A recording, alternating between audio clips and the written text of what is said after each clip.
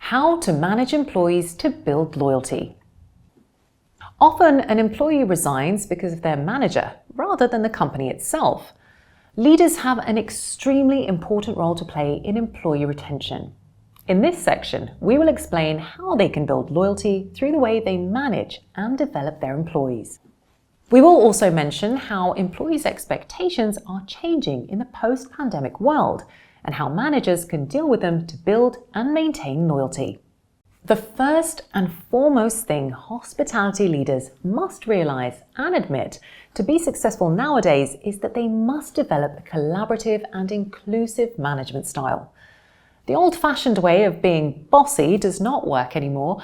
There cannot be an us and them attitude from leaders. The best way to manage is to involve team members in the decision-making process, play to employees' strengths, and even recognize that in certain areas, some of the team members will have better knowledge than the leader. Listening to employees and encouraging their ideas and suggestions will make them feel like their opinion matters. If one of their ideas is adopted, they will be more motivated and engaged, as they will feel that they can contribute to the success of the company and they will feel valued. If, however, their leader literally takes decisions without consulting the team, employees will feel that they are just there to follow instructions and do not have any input, which is not motivating. Consulting the team before making decisions is a good way of having their buy-in and avoiding unpopular decisions that will cause team members to be unhappy or frustrated. Let's illustrate this with two examples. At Hotel A, the general manager decides to introduce lobby duty, which consists of increasing presence in the lobby during busy periods, from 8 a.m. to 9 a.m. and from 6 p.m. to 7 p.m. daily. Non-managerial departments were asked to take part, and a lobby duty rota was communicated to the team. Some departments, though, were excluded from the lobby duty without any explanation, which appeared very unfair and caused a lot of frustration.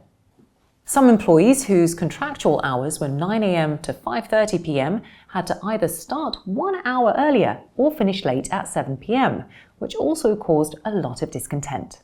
So we can see that this decision and the way it was taken and imposed on the team upset many people and created a lot of negativity. This could have easily been avoided if the team had been consulted and if the decision had been taken in a fair manner. Now let's take a look at a decision that was, on the contrary, taken after consultation with the team. Hotel B was having a room renovation.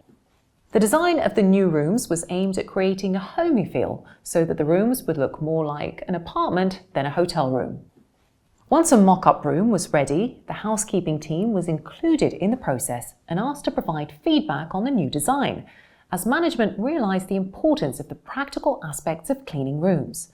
The feedback from the housekeeping team was that the rooms would take too long to clean due to the number of books and objects, as well as the number of big mirrors. As a result, the design was slightly modified, taking into account that feedback, in order to make the job of the housekeeping team easier. The way that process was managed made the housekeeping team members feel really valued. If the design had been chosen without consulting them, it is easy to imagine what consequences could have been.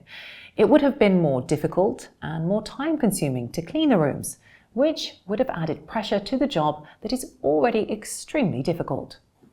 It would have caused a lot of unhappiness, and some employees would have probably left to work for hotels where the job is easier. So it is key for hotel managers to encourage collaboration, teamwork, and also to trust and empower their team. Employees will be less likely to leave if they feel respected and trusted, and if they are given the freedom to make some decisions. To build loyalty, it is also essential that leaders treat their employees as individuals and take a genuine interest in them. This can be simple things, such as asking them what they did on their day off, talking to them about their passions or their family. Leaders should also create an environment that encourages open communication, where employees feel comfortable to express themselves and give feedback. Regular one-to-ones should take place so that leaders can give positive and constructive feedback to their team members. It is crucial for employees to have their say and be encouraged to share their opinions and ideas. For example, roundtables can be a good way to communicate directly with the general manager and to resolve certain issues. Organising an engagement survey every year is also an excellent way to encourage feedback and find out what the employees' main concerns are, and to create action plans to improve working conditions. Another crucial aspect of management is fairness. Leaders must realise the importance of treating all their team members the same way and in a fair manner. Any signs of favouritism will automatically cause feelings of frustration and unhappiness among the team, which will eventually lead team members who feel treated unfairly to resign.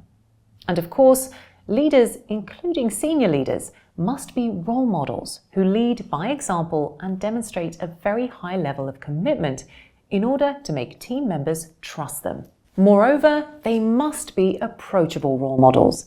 Employees are more likely to stay if they feel they can easily approach their general manager and the rest of the executive team, express their concerns honestly, and be heard.